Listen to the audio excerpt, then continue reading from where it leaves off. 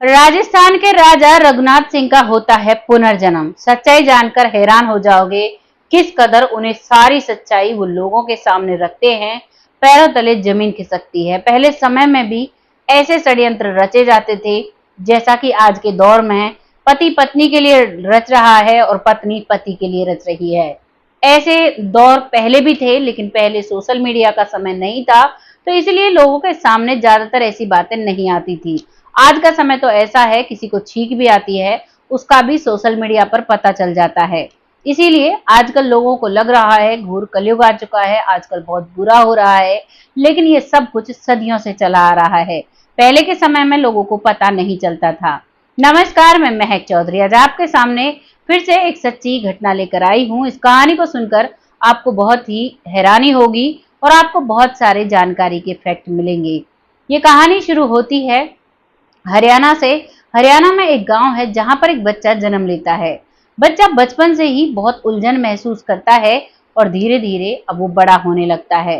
वो लोगों से ज्यादा दोस्ती नहीं करता है, लोगों के साथ ज्यादा मेलजोल नहीं करता है, पढ़ता है लिखता है, सिर्फ अपने काम से काम रखता है। लेकिन उसकी जो आदतें थी वो बिल्कुल ठाट नवाबी जैसी बातें थी। एक राजा महाराजाओं जैसा रहने का तरीका था। हर चीज में एक अच्छी चीज सिलेक्ट करना, लोगों का मदद करना, बहुत उदारवादी हृदय के थे। बहुत अच्छे से जिंदगी काटते हैं। उनका नाम होता है राजेंद्र। राजेंद्र अब बड़े हो चुके हैं, बड़े होकर पढ़ाई लिखाई करके एक बिजनेसमैन बन चुके हैं और अब बिजनेसमैन हैं, अभी भी हैं। करीबन 60 वर्ष उनकी उम्र है और बहुत अच्छे से जिंदगी बिता रहे हैं। लेकिन धीरे धीरे जब वक्त निकलता है तो उन्हें कुछ ऐसी बातें दिमाग में आती हैं जिनसे वो बचपन से ही जूझ रहे थे। वो बचपन से ही बताते थे कि मुझे लोगों के साथ रहने में डर लगता है, लोग धोखेबाज होते हैं। जो वो 4 साल का था उस समय में ही वो ऐसी बातें करता था कि माता पिता को विश्वास नहीं होता था कि ऐसी बातें क्यों करता है। और वो पूजा भक्ति बहुत किया करता था, शिव भगवान का आराधना बहुत ज्यादा किया करता था। हर सोमवार को मंदिर में जाना, शिवलिंग पर दूध चढ़ाना, जल चढ़ाना और बहुत अच्छे से एक भक्तिमय तरीके से रहना।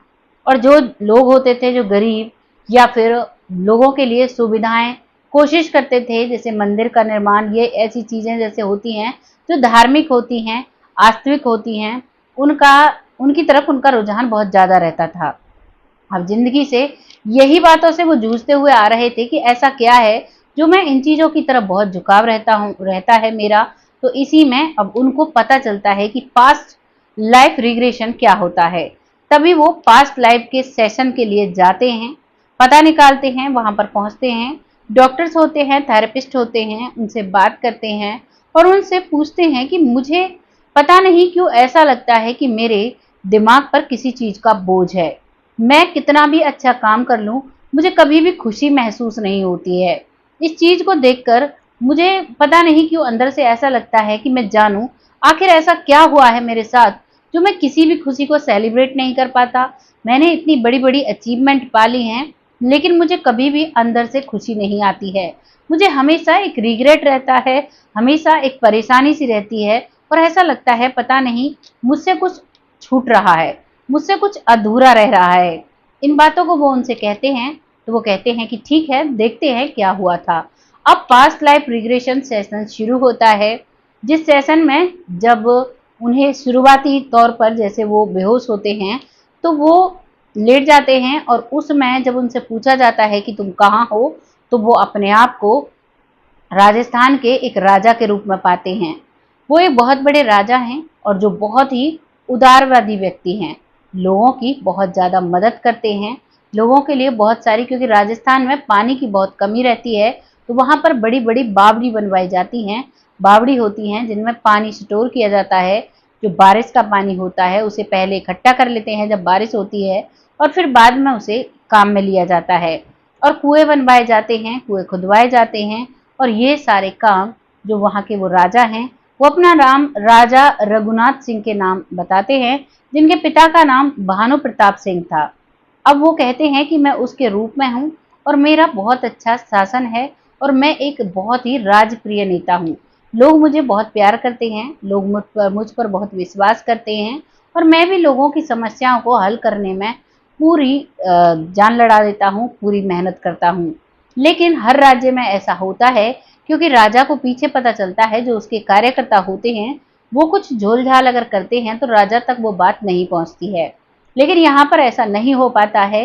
जो इसके मंत्री थे और कुछ जो लोग थे जिन पर ये बहुत ज्यादा अटूट विश्वास करते थे, वो लोगों के साथ बहुत ज्यादा धोखाधड़ी, मारपीट, महिलाओं का सम्मान नहीं करना, ऐसे कार्यों को किया करते थे।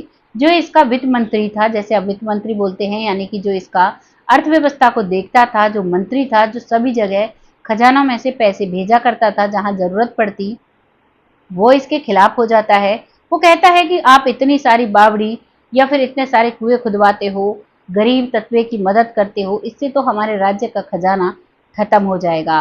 वो बताते हैं कि करीबन 200 से ज्यादा गांव को मैंने जीता था और उनके ऊपर मैं राजा था, तो मुझे पैसों की इतनी तंगी नहीं थी, लेकिन फिर भी उन मंत्रियों को मैं बुरा लगने लगा था। और सोने पे सुहागा तब होता है जब मैं प्रजा के बीच में एक नॉर्मल इंसान बनकर जाता हूँ और उनकी बातें सुनता हूँ, तो वहां से मुझे पता चलता है कि लोगों के साथ तो बहुत ज्यादा धोखाधड़ी हो रहा है।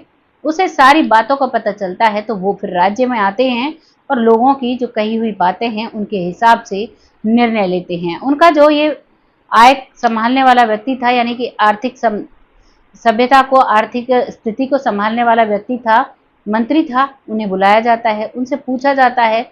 उन्होंने कई ऐसे गलत कार्य किए थे जिनकी उन्हें कड़ी सजा मिलनी थी। उन्होंने कई महिलाओं का अपमान किया था, कई महिलाओं के साथ गलत किया था, और अब ये बात उन्हें पता चलती है तो वो उस मंत्री को वो पागल कुत्तों से कटवाते हैं और उन्हें सजा देते हैं। जैसे ही उसका ये हश्र होता है तो और जो लोग थे, जो गद्दार थे, वो सतर्क हो जाते हैं और अब वो उस राजा की जान के दुश्मन हो जाते हैं।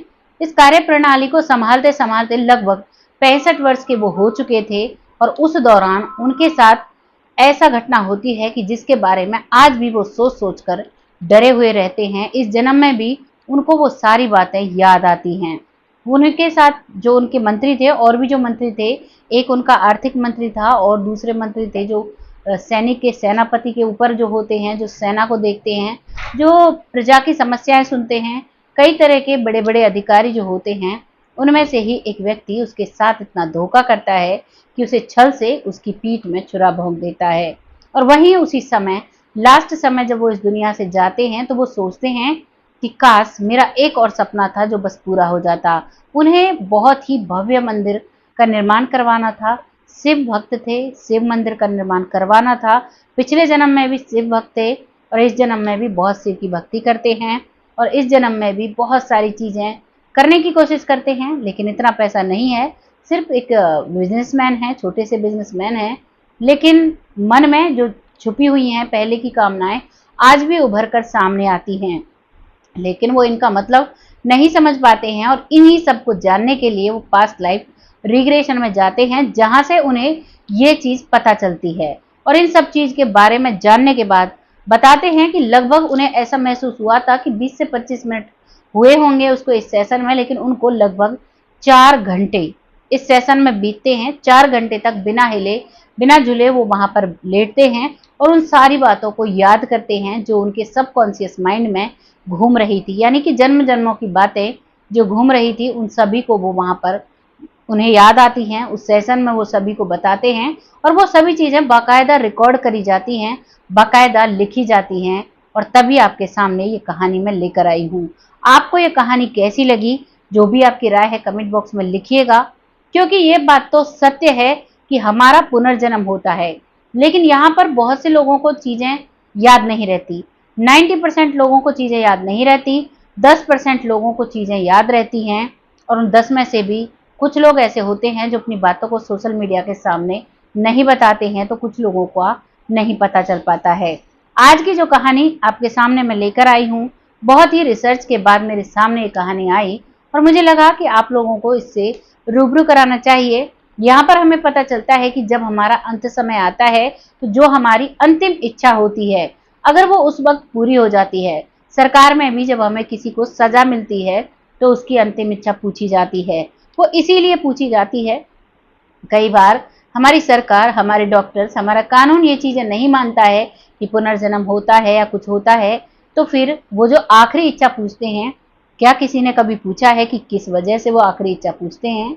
उस आखिरी इच्छा का कारण यही है कि जो अंत समय की इच्छा होती है, अगर वो समय से पूरी हो जाती है, तो फिर जब उनका नेक्स्ट जन्म होता है तो उनके दिमाग पर, दिल पर, उनके आत्मा पर कोई भी बोझ नहीं रहता है।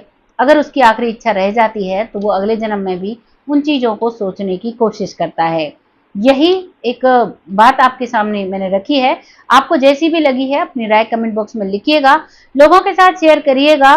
बहुत जल्द ऐसी ही किसी अच्छी और सच्ची स्टोरी के साथ आती हूँ। वक्त आता है उन लोगों का शुक्रिया अदा करने के लिए जो लोग हमें बहुत अच्छे से सपोर्ट करते हैं, बहुत प्यारे प्यारे कमेंट भेजते हैं, जिनमें सबसे पहला नाम आता है सुधीर राठी जी, जो बहुत अच्छे से कमेंट भेजते हैं। आपका तहे दिल से धन्यवाद। ऐसे ही अपना प्यार और सपोर्ट हमारे साथ बनाए रखें। अगला नाम आता है जमुना जी, जो रेगुलर कमेंट करती हैं। आपका तहे दिल से धन्यवाद। ऐसे ही अपना साथ अपनी बहन के साथ बनाए रखें, जिससे कि मैं आगे बढ़ती रहूं। अगला नाम आता है मंजू चौधरी जी, जो रेगुलर कमेंट करती हैं, बहुत मोटिवेशनल कमेंट करती हैं। आपका तहे दिल से धन्यवाद। ऐसे ही अपनी बहन के साथ अपना आशीर्वाद बनाए रखें, जिससे कि मैं आगे बढ़ती रहूं। अगला नाम आता है वंदना जी, जो बहुत अच्छे से सपोर्ट करती हैं। आपका तहे दिल से धन्यवाद। ऐसे ही अपना सपोर्ट हमारे साथ बनाए रखें, जिससे कि हम आगे बढ़ते रहें।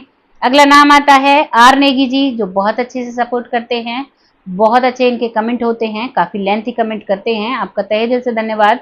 ऐसे ही अपना सपोर्ट और अपनी ओपिनियन रखते रहें, जिससे कि हमें आइडिया लगता रहे हम आगे कैसी वीडियो आपके लिए लेकर आएँ। अगला नाम आता है पिंकी भोई जी, जो बहुत अच्छे से कमेंट करती हैं। आपका तहे दिल से धन्यवाद। ऐसे ही अपना सपोर्ट हमारे साथ बनाए रखें। अगला नाम आता है राव मोहम्मद यासीन जी, जो कि लाहौर पाकिस्तान से हैं। आपका तहे दिल से धन्यवाद। ऐसे ही अपना सपोर्ट हमारे साथ बनाए रखें, जिससे कि हम आगे बढ़ते रहें। अगला नाम लखविंदर जी, जो रेगुलर कमेंट करते हैं। आपका तहे दिल से धन्यवाद। ऐसे ही अपना सपोर्ट हमारे साथ बनाए रखें। अगला नाम आता है विपिन कुशवाहा जी, जो अंकल जी हैं जिनका फ़ोन खो गया था, लास्ट वीडियो में भी बनाया, लेकिन उन्होंने एक भी एपिसोड मिस नहीं किया है। बहुत अच्छे से वीडियोज़ को देखते हैं और बहुत अच्छे से कमेंट करते हैं। आपका तहे दिल से धन्यवाद। ऐसे ही आप हमारा सपोर्ट करते रहें, अपना आशीर्वाद हमारे सर पर बनाए रखें। अगला नाम आता है सरयू बालाजी, इनके भी बहुत अच्छे अच्छे कमेंट होते हैं, कई कई कमेंट होते हैं। आपका तहे दिल से धन्यवाद। ऐसे ही अपना सपोर्ट और अपना प्यार हमारे साथ बनाए रखें। अगला नाम आता है हरमिसाल जी, जो बहुत अच्छे से कमेंट करती हैं, बहुत अच्छे कमेंट होते हैं। आपका तहे दिल से धन्यवाद। ऐसे ही अपना सपोर्ट हमारे साथ बनाए रखें। अगला नाम आता है लक्ष्मण सिंह रावत जी, जो बहुत अच्छे से कमेंट करते हैं। आपका तहे दिल से धन्यवाद। आपके कमेंट बहुत अच्छे होते हैं, ऐसे ही हमें मोटिवेट करते रहें और हम आगे बढ़ते रहेंगे। आपका बहुत स्वागत करते हैं आपके अपने चैनल पर। अगला नाम आता है बालवीर सिंह जी, जो बहुत अच्छे से कमेंट करते हैं, बहुत अच्छे कमेंट होते हैं। आपका तहे दिल से धन्यवाद। ऐसे ही अपना सपोर्ट हमारे साथ देते रहें। अगला नाम आता है साक्षी जी, जो बहुत अच्छा कमेंट करती हैं, बहुत अच्छे से लिखती हैं। आपका तहे दिल से धन्यवाद। ऐसे ही अपना सपोर्ट बनाए रखें। अगला नाम आता है आशा गुप्ता जी, जो बहुत अच्छा कमेंट करती हैं, बहुत अच्छे से सपोर्ट करती हैं। आपका तहे दिल से धन्यवाद। ऐसे ही अपना सपोर्ट करते रहें, जिससे कि हम आगे बढ़ते रहें। अगला नाम आता है राजेंद्र सिंह, जो बहुत अच्छे से सपोर्ट करते हैं, बहुत प्यार देते हैं। सभी का तहे दिल से, दिल की गहराइयों से धन्यवाद करती हूँ। सब बहुत अच्छे से कमेंट करते हैं। कुछ नाम मैं लिख पाई हूँ, अभी बहुत सारे नाम रह रहे हैं, जिनमें अगला नाम आता है अंशिका जी, जो बहुत अच्छे से कमेंट करती हैं। आपका तहे दिल से धन्यवाद। ऐसे ही अपना सपोर्ट बनाए रखें। अगला नाम आता है पीएन यादव जी, जो बहुत अच्छे से सपोर्ट करते हैं, बहुत अच्छे, बहुत लंबे कमेंट होते हैं, बहुत अच्छी बातें लिखी होती हैं। आपका तहे दिल से धन्यवाद। ऐसे ही अपना सपोर्ट बनाए रखें। अगला नाम है चंद्रिका प्रसाद जी, जो बहुत अच्छे से सपोर्ट करते हैं। आपका तहे दिल से धन्यवाद। ऐसे ही अपना सपोर्ट बनाए रखें, जिससे कि हम आगे बढ़ते रहें। अगला नाम आता है बनवारी लाल जी, जो बहुत अच्छे से सपोर्ट करते हैं। आपका तहे दिल से धन्यवाद। ऐसे ही अपना सपोर्ट बनाए रखें। अगला नाम आता है शिवम शर्मा जी, जो बहुत अच्छे से सपोर्ट करते हैं।